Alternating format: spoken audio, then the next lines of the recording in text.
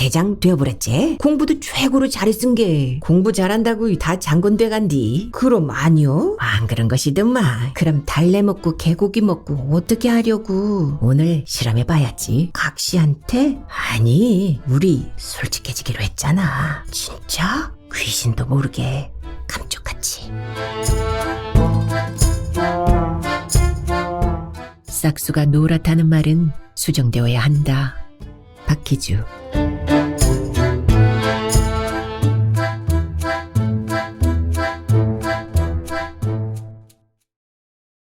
해마다 5월이 되면 겪는 일인데도 야릇한 흥분을 느끼며 잠자리에 들었다가 알람에 한참을 뭉구적거리다 침대에서 일어났다. 요즘 들어 잠을 자고 일어나면 몸이 개운키는커녕 찌뿌드드하다. 여자도 아니면서 갱년기를 겪는 덜 떨어진 남자가 있다는데 내가 그런가? 자기 전에 화장실을 다녀오지만 내처 잠을 자지 못하고 전립선이 헐거워져 그런지 오줌이 마려워 한 번은 꼭 일어나야 한다.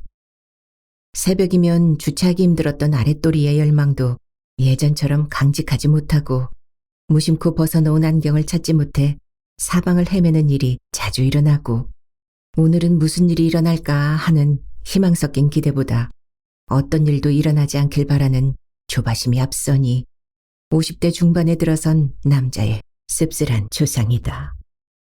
평소보다 1시간 이른 새벽 5시. 어린이날이자 일요일 고향에서 동창회가 열리는 날이다. 초등학교를 졸업한 지 43년. 언제나 날짜를 주말이나 공휴일로 잡는지라 서울에서 갔다 오려면 밀려드는 차량 때문에 갖은 고생을 다하면서도 고향 가까이 사는 동창들보다 수도권에 사는 수가 많아 그 고생 끝에는 다음엔 꼭 서울에서 동창회를 하자고 이구동성으로 말하면서도 언제 그랬냐 싶게 어김없이 고향으로 향하게 되는 것이다.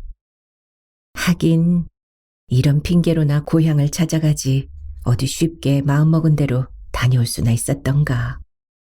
디지털 카메라와 요즘 읽는 소설 그리스인 조르바와 수첩을 챙겨 넣은 가방을 들고 택시를 탄다는 걸 굳이 차를 가지고 따라와 그녀와 재미있게 놀다 오셔 라며 노골적으로 빈정대는 아내의 배웅을 받으며 중동역에서 전철을 타 사당역에 도착한 게 약속 시간인 7시보다 약간 빠른 6시 50분. 이미 도로 가장자리엔 25인승 노란색 미니버스가 기다리고 그 버스 주변에는 20명 정도의 친구들이 간편복 차림으로 옹기종기 모여 잡담을 나누고 있었다. 나를 보자 손을 잡는 친구들을 제치고 아주 오래전부터 동창회 꾸준히 일을 도맡아 하는 선미가 두 팔을 벌려 덥석 앉기부터 한다. 1년에 한두 번씩 보는 정겨운 얼굴들. 나이에 비해 검은 게 거의 없이 하얗게 된 수치 적어 엊그제 파마를 한 내 머리를 보고 말들이 무성했다. 아인슈타인 같아. 베토벤 닮았어. 꼭 박사 스타일이야. 누가 소설가 아니랄까봐 머리까지 예술가 티를 내네. 전철 타면 일어서는 사람 많겠어. 맞다. 서울을 다니다 보면 전철을 이용하는 경우가 많은데 앉아있던 젊은이들이 나를 보면 일어선다. 한사코 앉지 않으려 해도 일어나서 다른 곳으로 가버리는 데는 어쩔 도리가 없어 앉긴 앉는데 그다지 유쾌한 기분은 아니다. 어쩔 땐 경로석에서 노인들이 부를 때도 있다. 서서 가지 말고 이리 와서 앉아가라고. 마음은 청춘인데 몸이 예전 같지 않다는 누구나 하는 말을 실감케 하는 요즘이다. 그런 가운데 나를 웃게 하는 소리가 비로소 들린다. 아니요, 아직 얼굴은 팽팽하구만. 주름이 하나도 없잖아. 그럼 그렇지. 하연이다. 내 영원한 첫사랑. 얼굴만 봐도 가슴이 울렁거리는. 아내를 새벽부터 빈정거리게 만든. 그 빈정거림 속에는 우려와 경고가 함께 섞였으리라. 동창회라면 만사 제쳐놓고 참석하는 수도권의 고정 멤버는 이번에도 얼추 다 보인다. 음식점이 잘 돼 부동산을 만만치 않게 장만한 알부자 희우기를 비롯해 건축을 하는 종도, 동창회장이자 공인회계사인 동우, 은행 지점장인 윤호, 골프장 매니저인 태가, 노래방을 하는 용수, 중화요리 재섭, 식품 도매상 홍민, 시내버스 기사가 된 표경, 굴삭기 수민, 사무집게를 만드는 동진이 등 남자들과 선미, 봉희, 경자, 향실, 부순, 정숙, 남현, 춘선, 하연이 등 여자들까지 우연이든 필연이든 인연이 된 짝과 산 세월의 흔적을 고스란히 얼굴에 담고 나타났다. 다 그렇다고는 볼 수 없지만 그런대로 살만한 친구들이다. 좋아 선택을 했든 어쩔 수 없이 살게 됐든 주어진 시간 맡겨진 일에 최선을 다했노라고 자랑하고픈. 높은 빌딩 숲 사이의 거리는 휴일이라 그런지 한산했다. 황사도 없어 봄 기온에 바람나기 딱 좋은 날씨였다. 총무인 용수가 전화로 더 이상 참석할 친구가 없다는 확신이 섰는지 무두를 버스 속으로 몰아넣었을 때 나와 한 동네에 살았던 영등포 일대에서는 회장님이라 불리는 춘상이가 BMW를 몰고 나타났다. 그가 차에서 내려 얼굴을 보임과 동시에 조수석에서 내리는 우리가 전혀 기대하지도 않았던 친구의 모습까지 볼 수 있었다. 아니, 경근이가. 춘상이는 중장비 사업으로 100억대의 재산을 모았다는 소문이 자자했다. 그에 반해 초등학교를 비롯해 그가 다니던 중고등학교에서 1등을 단 한 번도 놓친 적이 없는 경근이는 모두의 기대를 저버리지 않고 서울 법대에 당연하다는 데 들어갔으나 유신치하 운동권에 뛰어들어 2학년 때 제적을 당해 그때까지 쌓아온 불패의 신화를 멈춰야 했을 뿐만 아니라 지금까지 제대로 된 직업도 갖지 못하고 술에 빠져 살다가 결혼도 하지 않은 데다 설상가상으로 간경화까지 얻어 고달픈 삶을 영위하고 있다는 얘기가 들려왔다. 그러니 사법고시 합격 같은 것이야 말할 필요도 없고 틀림없이 나라의 큰 동량이 되리라던 제적을 당했을 망정 그의 천재가 그 제적마저 더 빛나게 하리라는 운동권에서 활동하다 제적당하고 투옥된 경력이 오히려 정치권 진입을 순조롭게 하리라는 기대가 무색할 정도였다. 그 후로 그는 단 한 번도 고향에서나 동창들 간에 스포트라이트를 받지 못하고 은둔하다시피 지내왔으니 그가 동창회의에 참석한 것만도 이변이라면 이변이었다. 이야, 차를 가지고 오면 어떡해? 어디에다 빨리 주차하고 와. 용수가 손가락질은 하면서도 얼굴에 웃음을 띠며 말하자 그들은 버스로 올라와 친구들의 손을 일일이 잡았다. 그들의 객관적으로 드러난 현 위치를 잘 알기에 얼굴도 뚜렷이 구별되는 듯했다. 빛나게 그리고 어둡게. 친구들은 어릴 적 별명을 부르며 자주 보는 춘상이보다 경근이를 더 반갑게 맞아주었다. 지긋지긋하게 공부를 못해 얻게 된 장꼴통이란 뜻의 장꼴과 고개가 언제나 옆으로 틀어져 있다 해서 붙여진 경근이의 별명 삐틀이. 맨 뒤 창 쪽에 앉았던 나도 자리에서 엉거주춤 일어나 춘상이와 의례적인 인사를 하고는 경근이의 손을 조금은 어색한 기분이 되어 잡았다. 잘 왔네. 이거 얼마만이야? 그려. 잘 지내지? 지난번에 나온 책 진짜 재밌게 잘 읽었네. 세속을 떠나 있지는 않았던가. 지난번에 나온 책이라면 내가 의도하지 않았어도 포르노에 근접하다는 평을 들었던 작품이다. 불륜도 또 다른 사랑의 미학이라 우기며 메이저 신문사 인터넷 사이트에 연재하면서 남자들에게 공적 1호라는 비난을 받았던 작품이 책으로 나왔던 것이다. 병명을 알고서 본 탓인지 그의 얼굴이 더욱 검게 보이고 눈빛은 애잔했으며 당당하다 못하여 거들먹거리는 인상까지 풍기는 춘상이와는 대조적으로 구부정한 게 미소마저 쓸쓸해 보였다. 그렇게 한바탕 떠들썩한 인사가 끝나고 따로 볼 일이 있어 차를 몰고 간다는 그 둘이 버스에서 내리자 우리는 출발했다. 마이크 시험 중이라는 말이 들리면서 용수의 인사가 시작됐다. 옆자리는 사춘기에 내 머릿속을 온통 지배해버린 하연의 차지. 일편단심 너를 바라보던 시절이 있었지.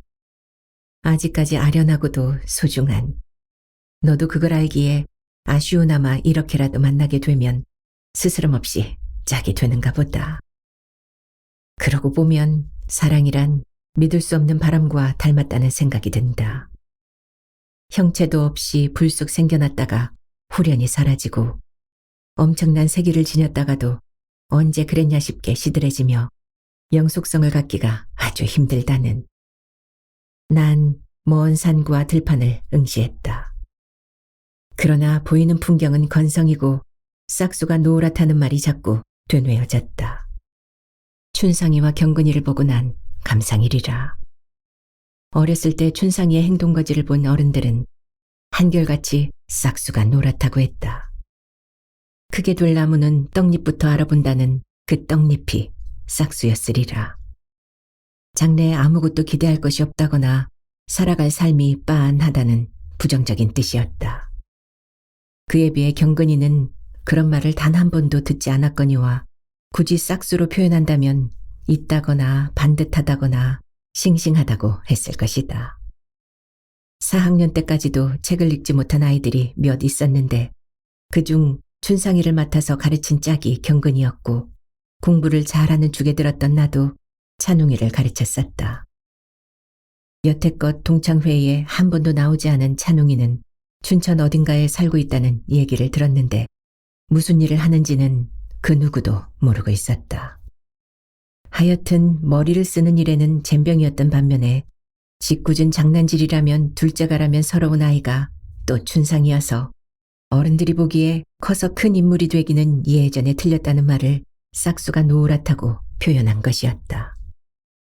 경근이는 요즘 말로 하면 범생이를 넘어 엄친아쯤 될 것이다. 뭐 하나 나무랄 데가 없었으니까. 승승장구하던 그를 바라보는 친구들의 경의에 찬 시선에도 시기나 질투 같은 시시한 감정은 전혀 끼어들 여지가 없었다. 그만큼 그는 평범하게 공부를 잘하는 축에 든다기보다 차원이 다르게 뛰어났었다. 그는 우리가 차라리 넘을 수 없는 벽, 아예 넘으리라고 생각조차 못할 산 같은 존재였다. 그런 친구가 청년 시절에 겪은 재적이란 한계를 뛰어넘지 못하고 장년이 되어서도 기대했던 역할에 반에도 미치지 못한 무기력한 모습으로 세월만 씹어대다 육체적인 질병에 자신이 씹어먹히는 신세가 되었으니 그를 생각하면 짠하고 답답하고 우울한데 당사자의 마음이야 오죽할까. 10여 년 전인가 딱 한 번 만났을 때 뭘 하며 먹고 사는가라는 말도 묻기가 조심스러운 내게 그가 내민 명함에는 별로 주목을 받지 못하고 겨우 명맥을 유지하는 혁신정당의 연구위원이라는 직함이 적혀 있었다. 경근이가 죽을 쏘기 시작할 때부터 아무도 주목하지 않았던 춘상이는 거칠기로 유명한 중장비 세계에 발을 들여놓았다. 시골의 중학교를 간신히 졸업한 그는 애당초 공부엔 뜻이 없었다. 그 당시 다른 아이들처럼 도외지로 나가 공장에 취직하거나 기술을 배울 생각도 하지 않고 하고 많은 날 싸돌아다니거나 빈둥거리며 밥이나 축내고 있었다. 그렇다고 부모의 농사를 거둘 그도 아니었다. 성실함이나 반듯함, 착한 이미지와는 아예 거리가 먼 그였다. 어른들이 말한 싹수가 노랗다는 말이 그때까진 어김없이 맞아떨어진 반거충이나 다름없었다. 내가 방학이나 주말을 이용해 시골에 갔을 때 들려오는 소문에 의하면 힘도 없는 노인네의 뺨을 때린 천하에 둘도 없는 호리 상놈이고 어느 동네에 어느 처자를 잡아뜨려 망쳐놨다는 하는 짓마다 싸가지 없는 짓만 도맡아 해서 혹 만나게 되더라도 아는 척하기도 싫은 불량한 놈이었다. 그러던 그가 군대를 다녀와 중장비 기술을 배워 불도저를 몬다는 소문이 돌더니 내가 대학을 졸업하고 군대를 다녀와 사회생활에 본격적으로 뛰어들 땐 어느새 불도저 세대를 가지고 중기업체 사무실을 직접 운영하는 사장이 되어 있었다. 그러자 돈이 사람의 품격을 만든다는 말을 입증이라도 하듯 동창회나 친구들의 애경사에 거의 빠지지 않고 적극적으로 참석하더니 그 범위를 넓혀 나는 얼굴도 내밀지 않는 재경군민회의의 회장이라는 직함까지 거머쥐었으니 싹수가 노랗다는 말을 한 어른들이 한다면 귀를 의심할 일이었다. 어느 자리인지 기억나지는 않으나 그가 인사말을 할 기회가 있었는데 그걸 듣고서야 나도 새삼 그 옛날 책을 읽을 줄을 몰라 늦게까지 교실에 남아 경근이에게 배웠던 춘성인가 의심스러울 정도로 그의 말솜씨는 조리 있고 매끄러웠다. 그때부터 눈여겨보았지만 실제로 그와 직접 얘기를 해봐도 어느 방면에서나 서당계의 풍월도 아니었고 수박 겉핥기는 정녕 아니었다. 어쩔 땐 대학을 나온 나나 몇몇 친구보다 아는 것도 많고 달변이면 달변이었지 결코 뒤떨어지지 않았다. 하는 짓도 좀 티를 내서 그렇지 옛날처럼 불량하지도 않고 어른들에 대한 예의도 바르고 친구들 간 의리도 누구보다 더 챙겼다. 왜 집에 무슨 일 있어? 창밖만을 응시하며 두 친구 더듬기에 여념이 없던 내게 하연이 의아한 듯 물었다. 내가 너무 심각했나? 하연이를 본 지가 작년 연말 송년회 때였다. 용수는 미리 준비한 떡과 김밥, 물과 캔맥주를 선미와 함께 돌리고 있었다. 일은 무슨 싹수에 대해 생각했어? 싹수라니? 떡잎? 떡잎?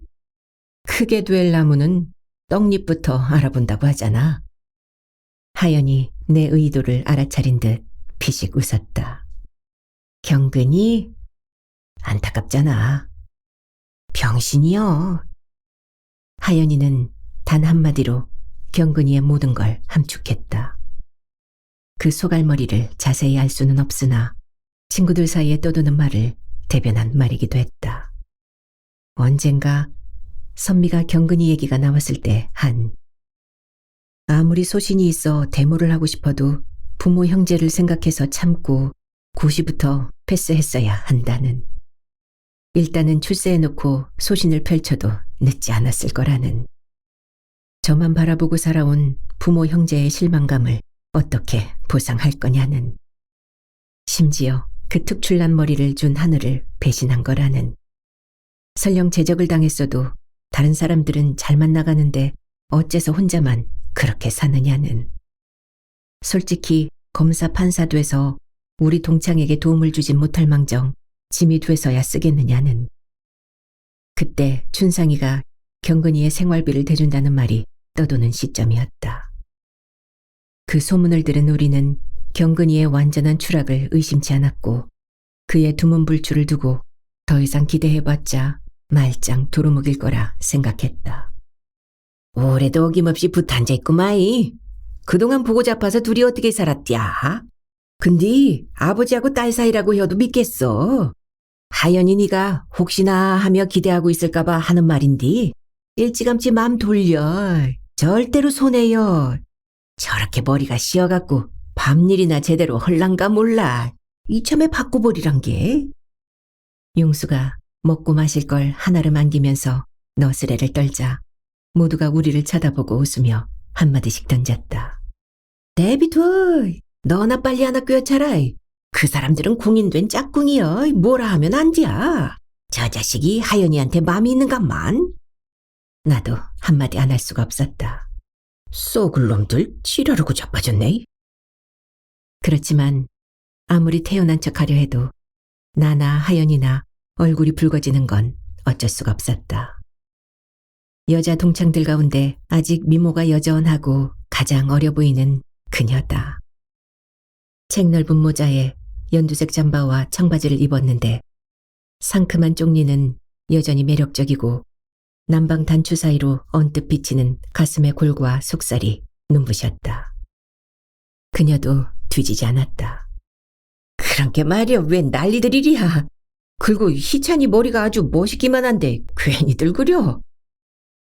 일상에서는 서울 말에 근접해 있어도 고향 친구들만 만나면 사투리로 얘기를 해야 제맛이 난다. 창밖으로 보이는 들판은 모내기가 한창이었다. 맥주 캔을 따서 하연이에게 건네고 나도 한 모금 마셨다. 애기 엄마하고는 여전히 잘 되지? 어디 요즘에 학원들 다 죽을 쓴다 그랴. 불황에 가장 먼저 줄이는 게 애들 학원비라고 아니여. 그나저나 뭐하며 소일하시냐? 하연이의 남편은 그보다 7살 위, 공직에서 은퇴한 지 오래됐다. 요즘은 밖에도 안 나가고 완전히 방한퉁수 됐어. 텔레비전만 끼고 산다니께. 안 그래야지 하면서도 꼴 보기 싫어 죽겠어. 작은 애가 지금 몇 살이지? 이제 대학 들어갔어. 난 아직 한참이여. 그러게.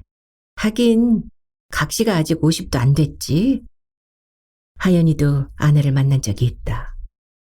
부천에 볼 일이 있다 해서 전화가 와 아내와 같이 나가 식사를 했었다. 그녀가 7살 많은 신랑을 만난 데 비해 공교롭게도 나는 7살 아래의 각시를 만났다. 하연이를 만나고 난 후 아내는 그랬다. 내가 너무 무시했나 봐. 난 자기의 첫사랑이 어떻게 생겼을까, 얼마나 매력이 넘칠까 궁금하긴 했지만 그래도 시골 출신이고 나이가 있는데 하고 솔직히 방심했거든. 그런데 아니네. 이제 자기가 동창을 만난다면 긴장 좀 해야겠어. 내가 너무 자기를 낮게 평가했나? 그러며 동창들 만날 때 외박은 절대 금지라는 엄명을 내렸다.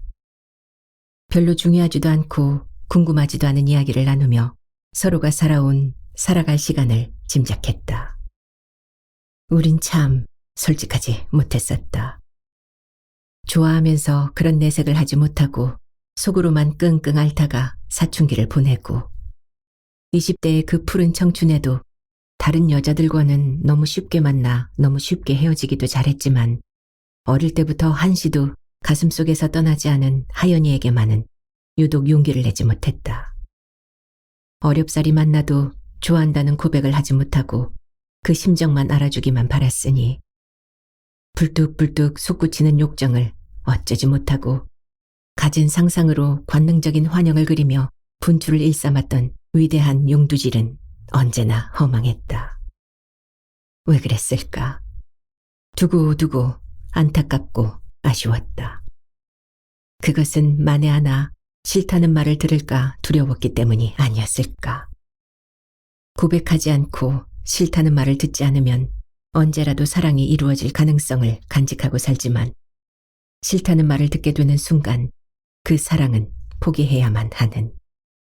그 절망적 상황이 두려워 끝내 말을 못하고 머뭇거리기만 하다가 결국 인연이 되지 못하고 또 다른 인연이 이루어지지 못한 인연을 가슴 저 깊은 곳에 묻어둔 채 담담하게 바라보게 되었을 때 그제야 서로가 좋았다는 걸 허심탄회한 얘기로 알게 되었지만 짓게 되는 웃음은 헛헛했다.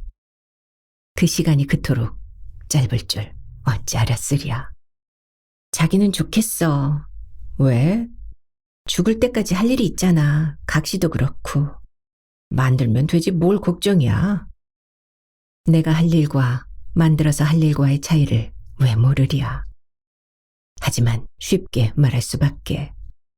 그러나 그녀는 대번에 반발했다. 할 일이 있어서 하는 것과 할 일이 없어서 억지로 만들어서 하는 그게 똑같아? 남편에 대한 불만이 가득한 듯하여 은근히 물었다. 하연이 갱년기인가? 몰라. 사는 게 재미없어 죽겠어. 이렇게 늙어가는 게 억울하기도 하고. 우는 소리를 내며 내 어깨에 얼굴을 기댄다. 내가 속삭였다. 우리 늙어가면서는 솔직해질까? 그녀의 눈이 빛났다. 감쪽같이 아무도 모르게 쥐도 새도 귀신도. 휴게소에서 한번 쉬었다가 시골의 초등학교 운동장에 도착한 시간이 11시. 목재 단층 건물이었던 우리가 다닐 때와 달리 2층 콘크리트로 변한 학교는 매년 보면서도 감회가 새로웠다. 휴일이라 해도 너무 고즈넉하여 교실 안이 아이들로 바글바글했던 40년 전의 풍경은 좀처럼 그려지지 않았다. 요즘엔 입학생이 10명도 채 되지 않는다니. 아무리 도시에 몰려 살아도 둘만 낳아 잘 기르자는 가족 계획의 완벽한 성공이 완벽한 실패가 돼버린 아이러니의 역사를 우리가 살고 있었다. 느티나무근을 여기저기에 동창회라면 빠지지 않는 지방에 사는 친구들, 공무원인 이정희와 주홍이, 삼판을 벌여 돈을 모았다는 점수, 정육점을 하는 건나, 부동산 중개인 준호, 애견센터 인상이, 서점주인 종모, 개인택시 춘돌이와 남순이, 정예, 혜자, 순영이, 영희, 기순이, 향란이, 연자 등 10수명이 기다리고 있었는데 경근이와 마찬가지로 지금까지 얼굴을 보이지 않던 창훈이가 그러니까 43년 만에 모습을 드러냈다. 유달리 귀가 크고 생김새가 쥐새끼와 비슷하다 하여 시향쥐라는 별명으로 불렸던 순수하고 착하긴 하지만 어리숙하고 덜 떨어진 듯 보여 기회만 있으면 아이들의 놀림감이 됐던 창훈이. 아, 창훈이도 아직 장가를 못 갔단다. 어릴 때도 작달막했던 그가 친구들과 손을 잡다가 내 앞에 서서는 고개를 갸웃거리며 얼굴을 유심히 살폈다. 누구? 아이, 이놈의 흰머리. 그는 나를 얼른 알아보지 못했다. 금세 장난기가 발동했다.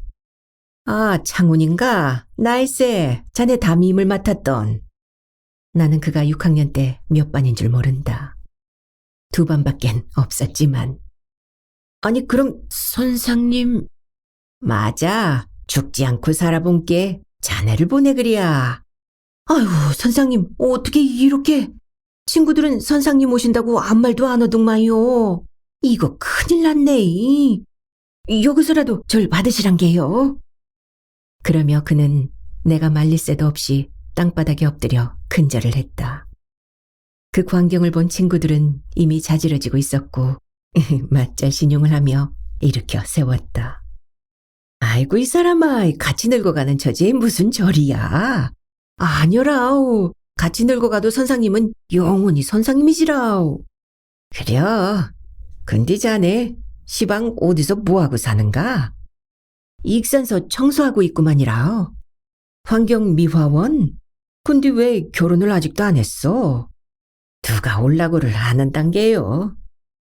내가 중신할까 하는 말이 목구멍까지 차고 올라왔지만 그만뒀다. 대책 없이 말만 뱉었다가 그 순진한 기대를 감당할 자신이 없었다. 그때 아직 손을 잡지 못한 인상이가 다가와 담임 행세에 파투를 놓고 말았다. 야, 희찬이, 넌 뭘 잘못 먹었간디 머리가 벌써 그렇게 쉬어뿌렸냐이? 그러자 창훈이 입이 쩍 벌어졌다. 무엇이라고? 희찬이라고? 이 양반이 희찬이란 말이야, 시방? 양반이 뭐시오?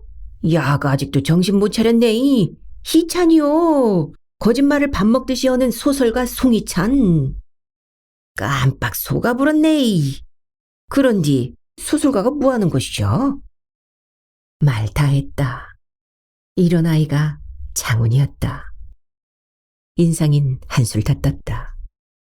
거짓말만이어서 밥 먹고 사는 사람이란께? 약장수 맹키로? 그려, 그렇게만 알면 돼. 졸지에 내가 약장수처럼이 돼버렸다. 한바탕의 연극은 그렇게 끝났으나 또 하나의 상황극이 모두의 시선을 받으며 시작되었다. 바로 춘상이의 차가 도착하고 초등학교 때 최고의 천재인 경근이와 최고의 바보였던 창훈이가 만났으니. 올릴래? 이게 시방 삐뚤이 아니오. 누가 아니다냐, 너가 시향쥐지? 그들은 이내 손을 잡고는 바로 얼싸안았다. 아직도 고개는 그대로구마이. 대장 되어버렸지? 대장이라니? 장군 말이오, 최고로 높은 장군. 공부도 최고로 잘했은 게. 공부 잘한다고 다 장군 돼간디. 그럼 아니오? 안 그런 것이더만. 그런디 얼굴이 왜 그렇게 누렇게 떠버렸디야? 병색이 완연한 경건이를 보고 조심스러워서 아무도 하지 못할 말을 창훈이는 아주 자연스럽게 걱정스러운 듯 물었다. 그러자 경근이 얼굴을 쓰다듬으며 쓸쓸히 웃었다. 그렇게 됐구마이. 모두가 서로의 끌림에 따라 손을 잡고 우스갯소리를 하며 제 회의의 기분을 얼추 풀자 용수가 나서서 학교에서 얼마 떨어지지 않고 빤히 보이는 두런터 다리 밑으로 가라 재촉했다. 여자들은 벌써 학교 둘레 담장가에서 나무를 캐느라 신들이 났다. 그것은 꼭 나무를 먹고 싶어서가 아니라 아린 추억과 만남일 것이었다. 당시에는 별 뜻이 없었으나 차츰 세월이 흐르고 멀어지면서 아름답게 연상되어 새록새록 되새겨지는. 하연이도 달래 몇 뿌리를 캐가지고 자랑하고 싶은 듯 손에 들고 나타났다. 캐는 사람들이나 캐게 놔두지 그걸 뭐하러 캤어? 다 깊은 뜻이 있으니까 아무 소리 말어. 깊은 뜻이라니? 그렇게 묻자 하연이 킥킥 웃으며 속삭였다. 이게 남자한테 그렇게 좋다네. 그래서 신랑 줄라고? 아니, 자기. 진짜로? 그려, 이따가 고기 먹을 거 아니여. 그때 같이 싸먹어. 아무도 모르게? 우린 히히 하하 웃었다. 그런 은밀한 대화가 기분을 한층 돋워 주었다. 가신 애들 더럽게 말도 안 듣는구마이. 용수는 나물만 보면 주저앉고 나는 여자친구들을 일일이 쫓아다니며 물고기 몰듯 몰아갔다. 다리 밑에는 이미 커다란 천막을 쳐놓고 고향을 지키며 농사를 짓는 찬혁이와 형석이가 물가에서 게를 잡아 끓이고 있었다. 게를 못 먹는 친구들을 위해서는 돼지고기와 닭고기가 준비됐고 이런 모임의 가장 중요한 일 먹고 마시기에 앞서 용수의 사회로 회의가 진행되었다. 회계 보고 같은 거야 일상으로 있어 온 일이고 중요한 안건은 회장 선출. 지금까지 예로 보면 회장이 누가 되느냐에 따라 동창회의의 성쇠가 좌우된다고 볼 수 있었다. 어디에서나 있는 일이지만 회장은 회원 모두를 아우를 수 있는 거부감이 들지 않는 친구여야 했고 찬조금도 누구보다 많이 내야 하고 회원들의 애경사에 빠짐없이 참석할 수 있는 열의를 지녀야 했다. 그러기 위해선 어느 정도 재산을 축적한 경제적인 여유와 시간이 있는 동창회 초기부터 거의 빠진 적이 없이 참석한 친구가 적격으로 추천되어 추대되곤 했다. 아우를 수 있고 거부감이 들지 않는 첫 번째 항목은 많이 배워서도 제외되었다. 우리 시대의 초등학교를 졸업하고 중학교에 들어갔던 친구들이 이할도 되지 않았으니 자연스레 형성된 묵계였다. 그러나 세월이 지나다 보니 그런 게 무의미해졌다. 다 사는 게 거기서 거기였기 때문이다. 대학을 나왔다고 해서 다 잘 사는 게 아니었고 초등학교만 나왔다고 지적 능력이 떨어진 것도 아니어서 열의만 있으면 되었다. 현재의 회장인 공인회계사인 동우는 2년 임기를 연임한 터라 회칙에 의해 새로운 인물로 뽑아야만 했다. 그는 몇 번이나 고사했다가 억지로 회장을 한 경우였다. 그에게 동창회장이라는 자리는 울며 겨자 먹는 자리였다. 해마다 열리는 동창회나 송년회는 물론이고 애경사가 생기면 그가 누구든 가리지 않고 어디서 하든 쫓아가야만 하는. 그때부터 회장이라는 자리가 동창들을 위한 봉사 개념으로 자리 잡았다. 그 얼마나 귀찮겠는가 말이다. 결코 잘나서 맡을 수 있는 자리가 아니었다. 따라서 선뜻 나서서 하려는 친구도 없었다. 그럼에도 불구하고 사실상 다음 회장은 춘상이가 맡아야 한다고 중론이 모아진 상태였다. 춘상이도 기꺼이 동의했다. 총무는 선출된 회장이 자신과 가장 소통이 잘 되는 친구를 지명하면 됐다. 어떤 면에선 총무가 더 중요할 수도 있었다. 모든 연락을 총무가 맡아 하므로 그의 활약 여하에 따라 참석 인원도 고무줄처럼 늘어났다 줄어들었다 한다고 해도 과언이 아니다. 용수가 지극히 형식적인 회의 막바지에 이르러 다음 회장 추천을 받는다는 말을 꺼내자 동우가 일었었다. 다음 회장에 춘상이 친구를 추천합니다. 이제 동의가 있고 다른 친구를 추천하는 이가 없으면 박수를 유도해 만장일치로 춘상이가 회장이 되는 일만 남았다. 만약 다른 친구가 춘상이 외의 친구를 추천할 경우 투표로 결정하게 돼 있었다. 그러나 그런 경우는 없었다. 그런데 그때 창훈이가 느닷없이 일어났다. 지는요, 오늘 처음으로 동창회를 나와서 잘 모르겠는데요. 지금까지 경근이 저 친구가 한 번도 회장을 안 했다면서요? 했어도 진작 했어야 되는디. 지금이라도 저 친구가 어떨란가 모르겠시오. 삐뚤이 저 친구를 회장으로 추천할랑마요. 모두가 웃었다. 어이없다는 웃음이었다. 어이가 없어서 말도 안 나온다는 표정들이었다. 너 지금 장난하느냐고. 장난치고 싶으면 조금만 참으라고. 한데 쥐어박을 태세들이었다. 역시 시향쥐는 시향쥐라고. 아직도 초등학교 시절인 줄 아느냐고. 이따가 여기 청소나 깨끗이 할 생각하라고. 그게 도와주는 거라고. 오줌을 싸고 싶은데 쌀 데가 마땅치 않아 겨우 참고 있는 모습들이었다.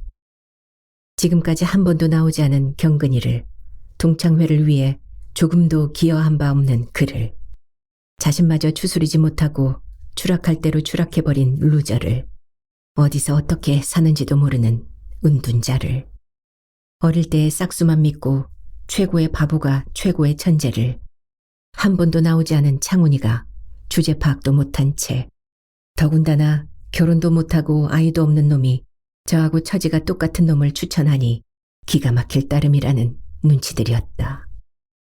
당사자인 경근이는 말도 못하고 차마 고개도 들지 못하고 있었다.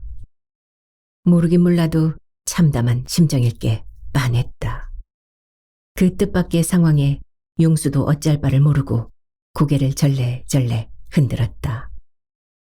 그렇다고 무조건 창훈이의 추천을 무시할 수도 없는 게 사회자의 입장.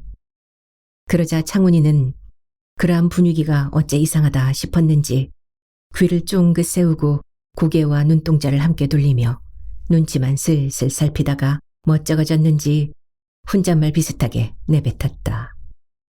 왜들 그려? 안디야? 누가 섣불리 나서겠는가. 일순 정적이 감돌던 그때였다. 안 되긴 뭐가 안 돼.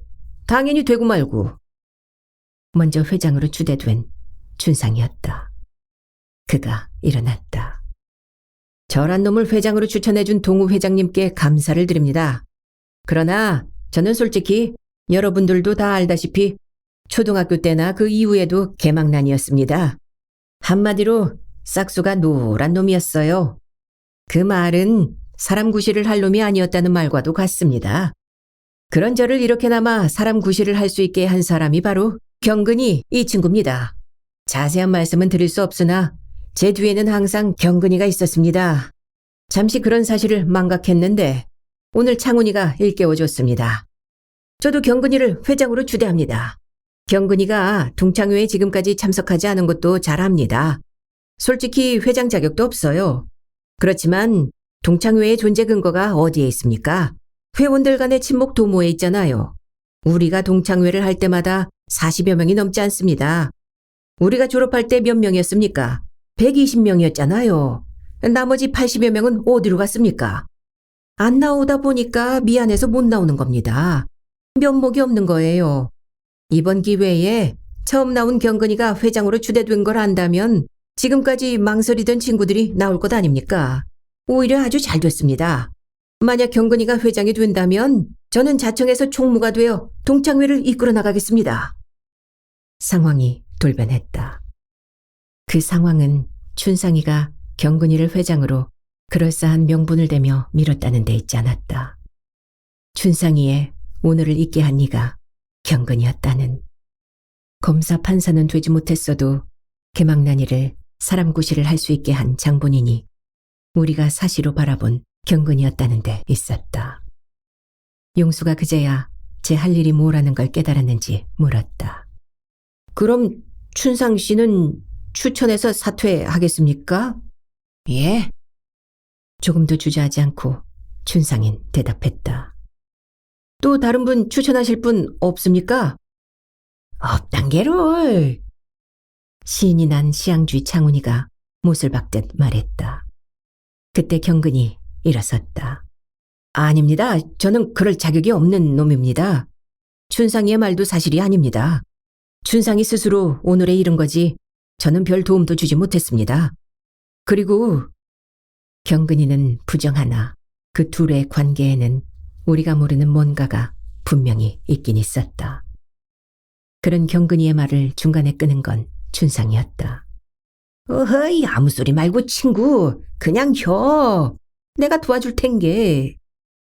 그리고 저는 건강하지도 못합니다. 그때 춘상이가 아니 이 사람이? 하면서 고함을 뻑 질렀으나 경근인 멈추지 않았다. 1년을 살게 될지 아니면 6개월을 살지 알 수 없습니다. 이 사람이 도대체 왜 그려? 자네 절대 안 죽어. 왜 내 말은 안 믿고 그런 돌팔이 말을 믿느냔 말이오? 죽다니. 경근이의 건강이 그토록 안 좋단 말인가. 상황이 다시 한번 돌변했다. 모두가 무겁게 입을 다물었다. 이제까지 들리지 않던 시냇물 소리가 들리고 멀리서 염소 울음까지 들렸다. 춘상이가 다시 일어나 경근이의 어깨를 감싸며 말했다.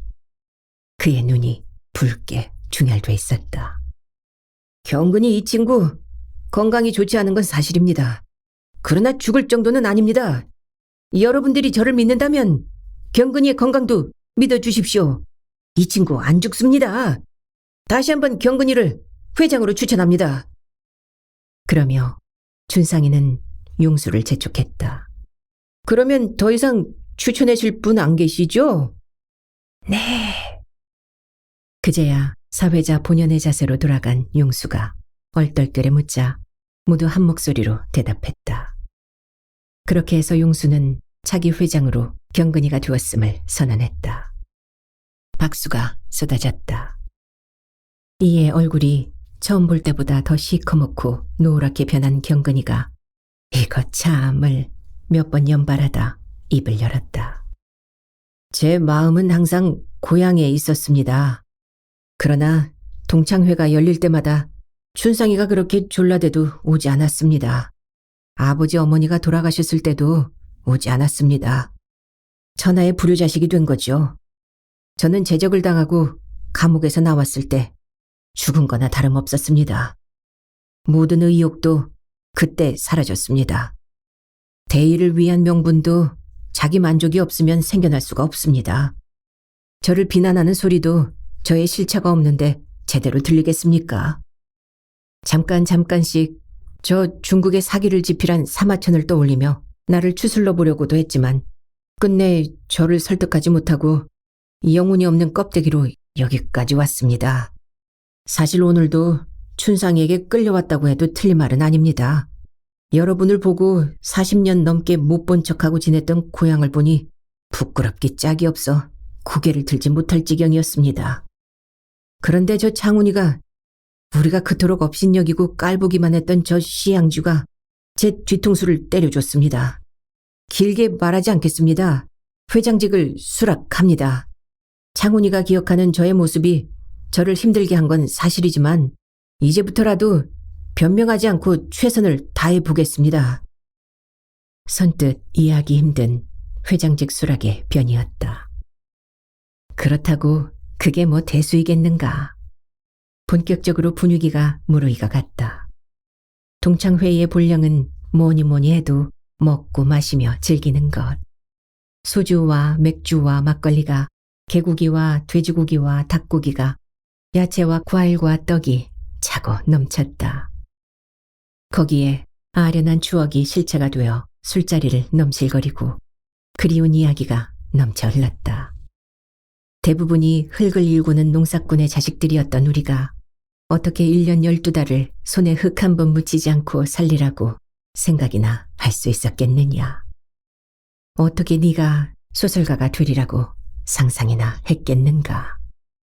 버스를 몰 줄, 공인 회계사가, 은행 지점장이, 골프장 매니저가 노래방이란 게 있지도 않았는데 짜장면을 생전 처음 먹고 토하던 네가 중화요리를 도대체 중장비라니 국무원이 정육점을 공인중개사가 환경미화원이 애견센터라니 기훈이가 물에 빠져 죽을 줄 그 노래 잘하고 인물 곱상하던 춘원이가 알코올에 쪄들어 영등포역에서 누숙하다 죽을지를 연자나 종덕이가 암으로 그 젊은 나이에 세상을 별할 줄 한철이가 이혼하고 순영이가 일찍이 과부가 될 줄을 어찌 알았으랴.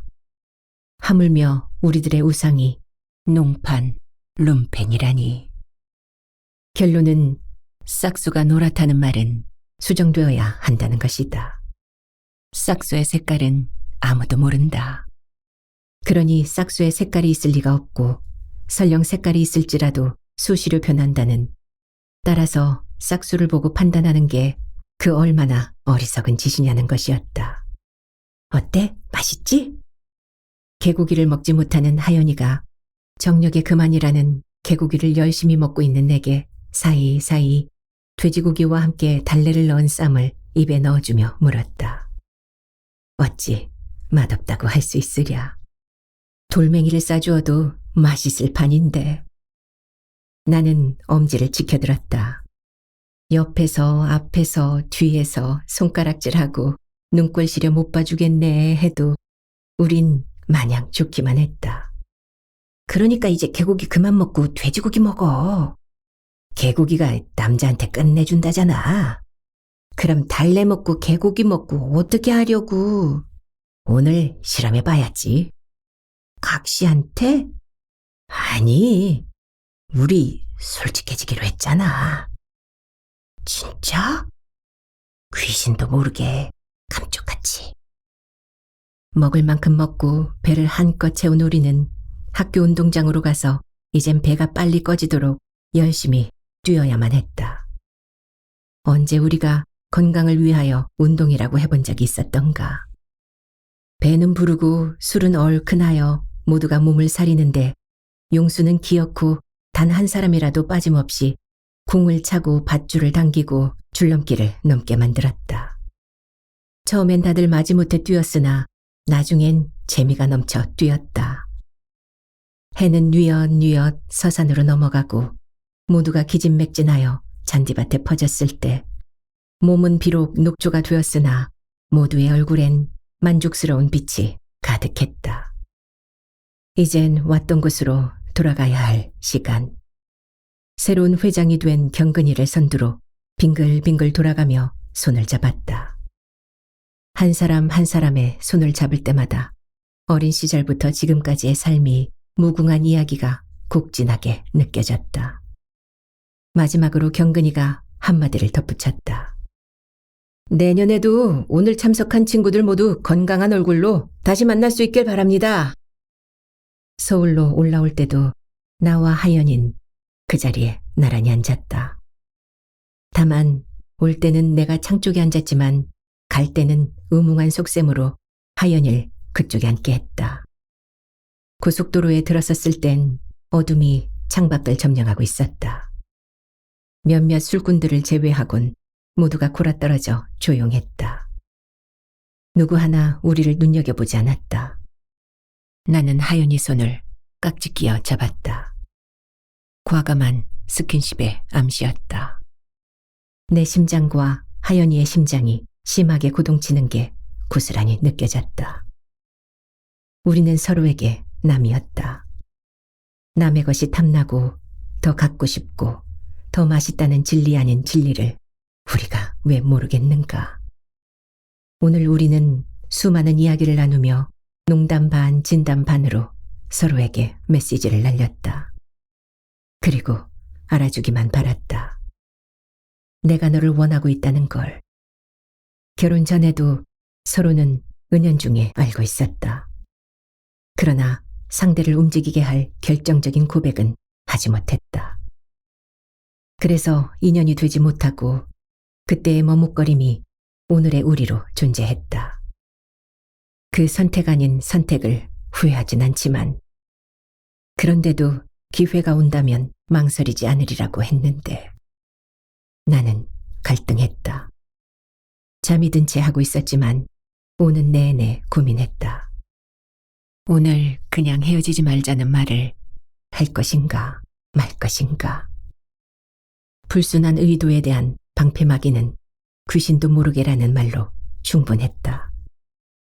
이야기 도중에 받은 메시지는 그야말로 오케이였다. 그러나 그게 농담이었다면, 냉수 마시고 속 차리라는 말이나 듣게 된다면 나는 뭐가 되는가. 하연이도 몸짓이 어딘가 모르게 부자연스러워 잠이 든 채 하고 있다는 걸 알 수 있었다. 내가 무슨 말을 해오길 기다리고 있는지도 모른다. 서울 나들목을 지났다. 이제 기회는 얼마 남지 않았다. 할까 말까. 하연인 눈은 떴으나 말이 없었다. 내가 쳐다보자 그녀도 쳐다보았다. 내가 눈길을 거둘 때까지 그녀도 눈길을 거두지 않았다. 차가 멈추고 실내등이 환하게 켜졌다. 서당역이었다. 움직이지 못하고 오는 내내 깍지 낀 손을 그녀가 먼저 풀었다. 나는 또 못하고 말았다. 병신같이. 나의 싹수는 어릴 때나 지금이나 변함이 없었다. 항상 머뭇거리다가 기회를 놓치고 마는. 내년에도 모두 건강한 얼굴로 다시 만나자던 경근이는 자기 스스로 약속을 지키지 못했다. 회장이 되어 지금까지 그 누구보다 열심히 했지만 해를 넘기지 못하고 죽었으니. 그 소식을 듣고 찾아간 장례식장에서 춘상이는 경근이의 절망을 이렇게 얘기했다. 고문을 받고 고자가 된 거야. 개새끼들이 그렇게 만들어 놓고 몇 푼 쥐어준 게 내 사업 자금이었다. 더러운 돈으로 무엇을 하겠느냐고 내게 던져줬다.